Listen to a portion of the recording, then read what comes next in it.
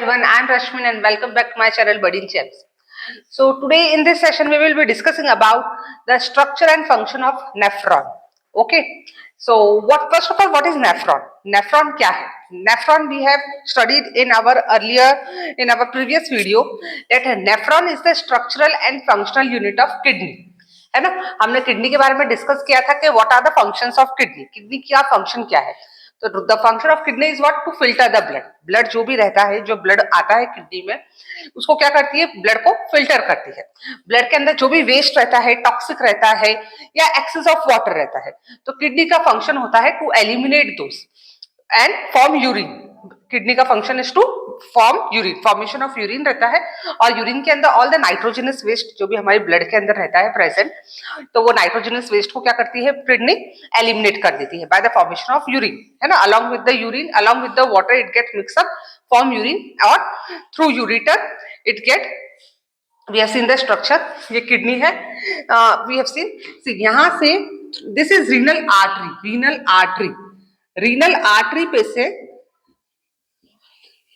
Through renal artery the blood comes, blood अंदर जाता है. ब्लड अंदर क्या होता है, प्यूरिफाई होता है, प्रोसेस ऑफ फिल्ट्रेशन होता है. पूरा फिल्टर होने के बाद में through renal vein it comes out. Through renal when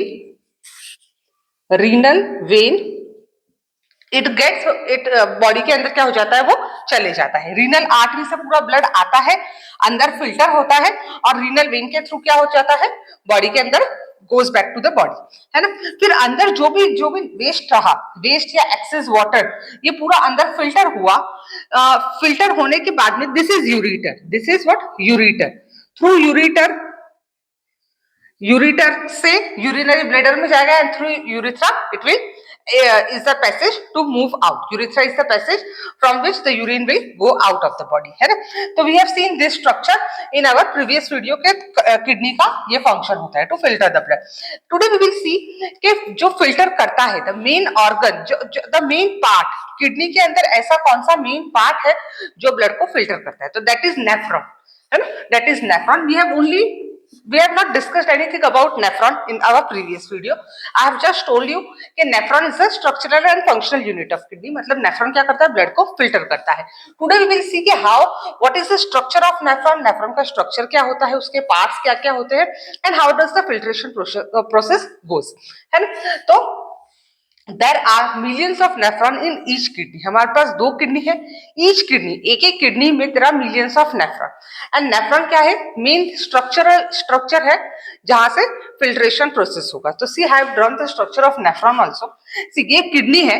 kidney का जो ये आउटर पार्ट है, ये outer part, this is called as cortex.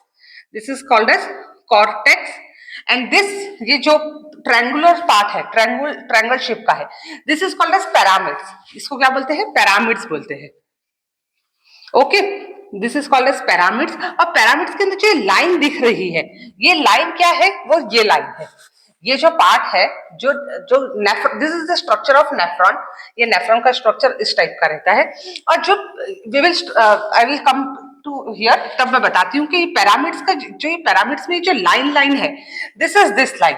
ये लूप ऑफ हेल्ले है इस पार्ट का नाम. That is why I have drawn the partition here, कि ये जो ऊपर का पार्ट है, जो नेफ्रॉन का ये जो ऊपर का स्ट्रक्चर है, this much structure, this and this much structure, ये इधर रहता है ओवर इन द कॉर्टेक्स में. और पैरामिड्स में only this loop of Henley, या फिर ये कलेक्टिंग डक्ट है ना, ये collecting duct, this comes here, यहाँ पर पैरामिड में एक्सटेंड होते हैं. दैट इज व्हाई पैरामिड्स में लाइन दिखती है ना, ट्यूब लाइक स्ट्रक्चर, तब लाइन जैसा दिखता है. This is this loop of Henley, है ना. फिर ये कलेक्टिंग डक्ट यहाँ पर आके इधर आ जाते हैं. मतलब ये एम्प्टी स्पेस जो दिख रहा है, यहाँ पे सारे कलेक्टिंग डक्ट आ जाएंगे. और कलेक्टिंग डक्ट क्या लेके आएंगे, यूरिन लेके आएंगे. यूरिन पूरा यहाँ पे आके कलेक्टिंग डक्ट के अंदर कलेक्ट हो जाएगा, and then through ureter it will goes out, है ना. जो ये एम्प्टी स्पेस है, this is called as renal pelvis. इस एरिया का नाम है, ये जो एम्प्टी स्पेस का नाम क्या है, रीनल पेल्विस. रीनल पेल्विस में क्या होगा, ये पैरामिड्स से क्या आएगा, ये कलेक्टिंग डक्ट्स आएंगे. सारे कलेक्टिंग डक्ट यहाँ पे आके कलेक्ट होंगे, इट विल फॉर्म और फिर एक साथ यूरिटर में एंटर हो जाएंगे, है ना। यूरिटर में एंटर होने के बाद में through ureter urine will go, है ना। तो this area is called as renal pelvis, यहाँ पे क्या आएंगे, कलेक्टिंग डक्ट्स आएंगे। Now we will see this is about कैसा रहता है ये section of kidney. Section of kidney इस टाइप का दिखता है। Now we will see the structure of nephron. Nephron का स्ट्रक्चर क्या होता है, okay. So this is nephron. Nephron के मेन टू पार्ट्स रहते हैं, टू पार्ट्स रहते हैं। First is this much part, ये जो यू शेप का पार्ट दिख रहा है, this part, and other is this tubule, है ना। तो this much part is called as renal corpuscle. I will write here, this is called as renal corpuscle. This is called as, this much part is called as renal corpuscle, and this much, this part, ये जो tube like structure है, this is called as renal tubule. Renal, this is called as, ये tube like structure है तो renal tubule, और this much is renal corpuscle. Renal corpuscle is again made up of two main parts. This U shape का part है, ये एक अलग part है, और ये जो कैपिलरीज का बंच दिख रहा है, this कैपिलरी का बंच, ये कैपिलरीज का जो बंच दिख रहा है, this part में, this is called as glomerulus. This is called as glomerulus. This much is called as glomerulus, जो कैपिलरीज का पार्ट है ना। फिर यहाँ से क्या होगा, ब्लड फिल्टर होगा और इसके अंदर एंटर करेगा, यहाँ पर एंटर करेगा, है ना। तो this part is called as what, Bowman capsule.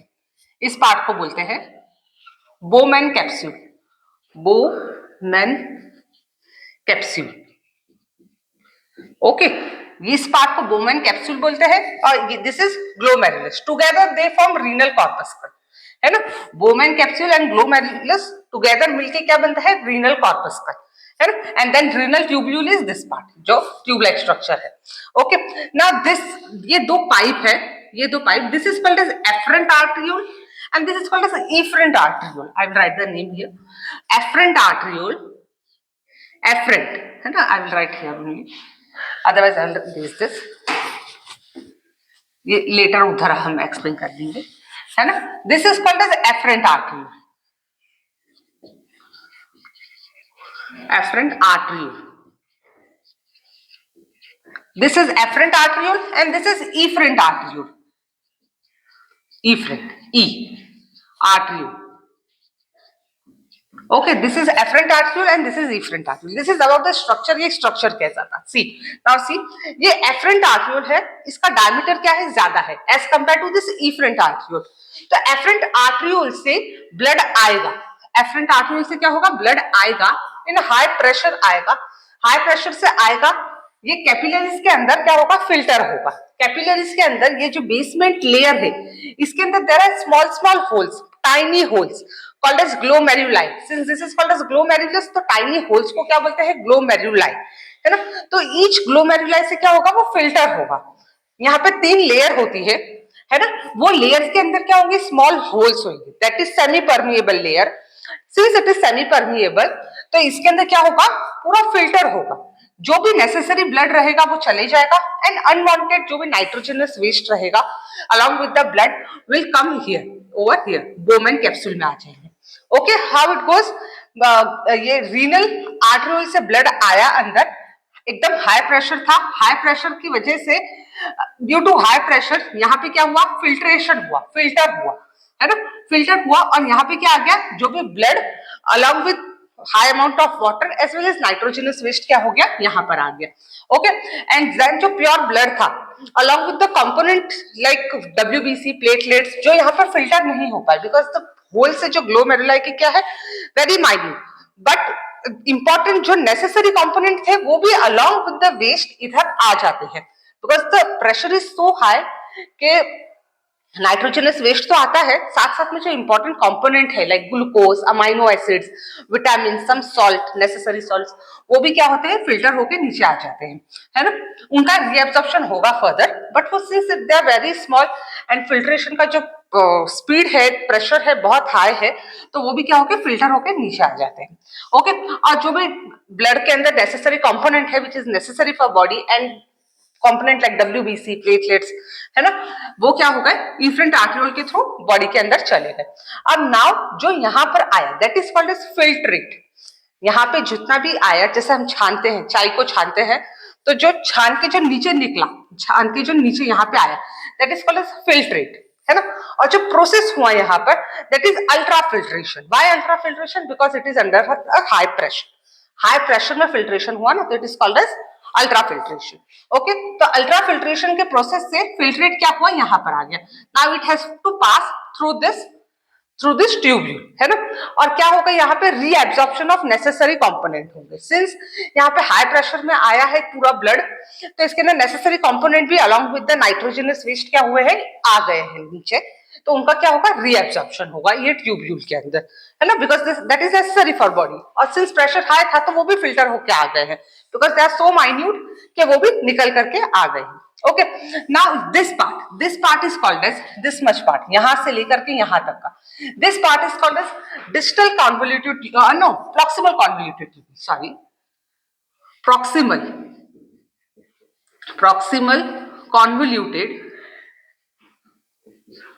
convoluted tubule. ओके, proximal convoluted tubule क्यों है, क्योंकि it is in proximity with what, with the Bowman capsule. this proximal convoluted tubule जो है, this is in proximity with this, मतलब इसके नजदीक है Bowman capsule के, so it is called as proximal convoluted tubule. Okay, यहाँ पे क्या होगा, जो नेसेसरी कंपोनेंट है उनका क्या होगा, रीएब्जॉर्प्शन होगा. लाइक ग्लूकोज आ गया है फिल्ट्रेट के साथ में, क्या, nitrogenous waste along with large amount of water, जो नेसेसरी कंपोनेंट था like glucose, salt which is necessary, है ना, ions, sodium ion, potassium ion, vitamin, है ना, which are necessary for body, उनका क्या होगा, रीएब्जॉर्प्शन होगा. वो क्या हो जाएंगे, रीएब्जॉर्ब हो जाएंगे back into the blood. Okay, यहाँ पर प्रॉक्सिमल कॉन्वोल्यूटेड ट्यूब्यूल के अंदर उनका रीएब्जॉर्प्शन होगा. Then it will comes to, blood will come over here, this is called as loop of Henle or Henle's loop or loop of Henle, anything you can call. So I will write loop of Henle. This is called as loop of Henle. इसमें दो limb है, this is descending limb and this is ascending limb. In the descending limb क्या है, again narrower है as compared to this. This is narrower as compared to this. इसका diameter ज्यादा है, ये narrow है as compared to this. यहाँ पे क्या होगा, वाटर का रीएब्जॉर्प्शन होगा, जो भी नेसेसरी वाटर है ना, ज्यादा वाटर, क्योंकि large amount of water have came here ना, तो यहां से क्या होगा, वाटर का रीएब्जॉर्प्शन होगा. Water will come here, water का रीएब्जॉर्प्शन होगा, है ना. सिंस इधर से वाटर का रीएब्जॉर्प्शन होगा, इधर से नेसेसरी कंपोनेंट निकल गए like glucose, vitamin, amino acids, है ना. ये नेसेसरी कंपोनेंट क्या हुए, PCT means what, proximal convoluted tubule से रीएब्जॉर्प्शन हो गया, यहां से वाटर का रीएब्जॉर्प्शन हो गया. Now the fluid will come here, यहाँ पे क्या हुआ, it became concentrated. Why, because water निकल गया है, मैक्सिमम वाटर का रीएब्जॉर्प्शन हो गया है. नाउ यहाँ पे क्या रहेगा, जो रहेगा फिल्ट्रेट, वो क्या है, इट इज कॉन्सेंट्रेटेड. तो यहाँ पे आयंस का एब्जॉर्प्शन होगा, sodium ion, potassium ion, potassium for के फॉर पोटेशियम आयन, सॉल्ट, मतलब सॉल्ट एंड दीज आयन का क्या होगा, रीएब्जॉर्प्शन होगा. यहाँ पे विटामिन, ग्लूकोज, अमाइनो एसिड्स का रीएब्जॉर्प्शन हुआ. यहाँ पे दिस डिसेंडिंग लिम्ब जो है, डिसेंडिंग मतलब जो नीचे आ रही है, इसमें वाटर का रीएब्जॉर्प्शन हुआ. यहाँ पे क्या हुआ, आयंस का रीएब्जॉर्प्शन हुआ. Now this will come here, है ना. यहाँ पे आ गया, वो जितना भी फिल्ट्रेट था वो क्या हो गया, यहाँ आ गया अलॉन्ग विद द ब्लड. उसके अंदर नाइट्रोजनस वेस्ट भी प्रेजेंट है अभी, क्योंकि मेन जो नेसेसरी कंपोनेंट है वो क्या हुआ, उनका रीएब्जॉर्प्शन हो गया है ना. अब यहाँ पे जो आया है वो filtrate, blood, water as well as nitrogenous waste. Nitrogenous waste क्या क्या है, उसके अंदर नाइट्रोजनस वेस्ट है like urea, uric acid, creatinine, है ना. ये इसके अंदर है अभी फिल्ट्रेट के अंदर, which have to get eliminate from the body, क्योंकि यही तो मेन वेस्ट है along with large amount of water. जितना नेसेसरी था वो रीएब्सॉर्ब हो चुका है, अब जो नेसेसरी नहीं है that have to get expel as urine, है ना. तो water along with this nitrogenous waste like urea, uric acid, creatinine which is not necessary for body. Excess of vitamin भी अगर हमने ज्यादा इंटेक कर लिया है तो नेसेसरी विटामिन रीएब्सॉर्ब हो गया. जो एक्सेस विटामिन था that also have to expel which is water soluble vitamin of course, है ना. नेसेसरी विटामिन, और अगर आयंस का भी अगर हमने ज्यादा इंटेक कर लिया है तो नेसेसरी आयन जितना चाहिए बॉडी को that will be getting absorb by the body, reabsorption हो जाएगा. और जो ज्यादा अमाउंट है that will again be getting expel, है ना. तो अब यहाँ पर वो फिल्ट्रेट आ गया है, पूरा इधर आ गया है. इसमें क्या होगा, this is called as distal convoluted tubule. This is PCT, मतलब in proximity to Bowman capsule.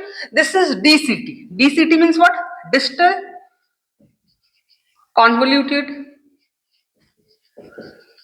tubule. है डिस्टल कॉन्वोल्यूटेड ट्यूबुल। दिस इसमें क्या होगा, जो इसमें ट्यूबुलर सेक्रेशन होगा। द यूरिन का जो फॉर्मेशन है दैट इज 3 स्टेप प्रोसेस।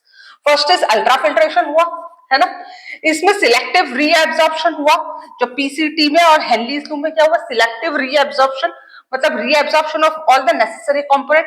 यहाँ पर ट्यूबुलर सेक्रेशन, यहाँ पे सेक्रेशन मींस व्हाट, यहाँ पे मोस्टली जो है वाटर है, ब्लड के अंदर क्या प्रेजेंट है, वाटर प्रेजेंट है mostly, as well as nitrogenous waste present है।